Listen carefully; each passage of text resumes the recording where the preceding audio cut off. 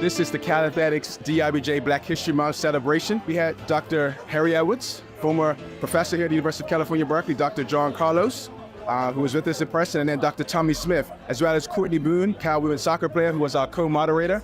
And it was just amazing to have us together to have a conversation about past, present, future, but really about their contributions to humanity and what it looks like, what does it mean for us to really move forward with earnest with what they did. Well, first of all, we have to take into account that we had a lot of activity taking place in the 60s. We had the Vietnam War. We had many assassinations that have taken place. We've had strife amongst individual black people who were starting to express themselves. Society was not ready for the government nor big business. We took it upon ourselves to say, hey, let's look in the mirror and identify who we are.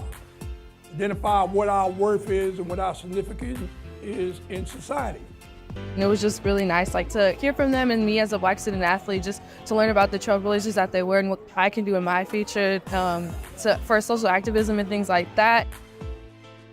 I hope that people take away the fact that Black students and Black student athletes specifically shape the way that we see sports in general. And so when we think of the FIST, we can think of Black student athletes and just the history that comes from that. Honestly, that's something that we need to learn, and that's something that we always need to take with us. And so for us, it's really about connecting the dots and ensuring that student athletes today and folks who watch this today, every day, know that our student athletes are brilliant.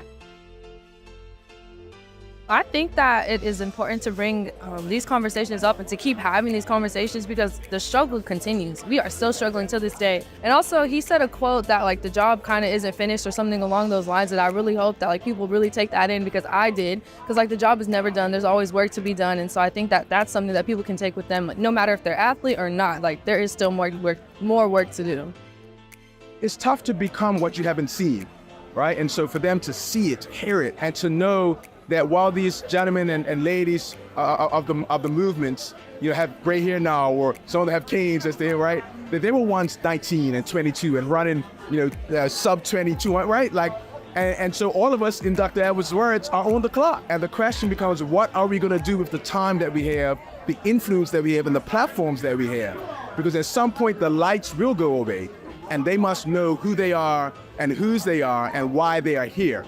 And those gentlemen that were with us today, and many who have gone before us, are embodiments of that and help us to be able to know that it's possible.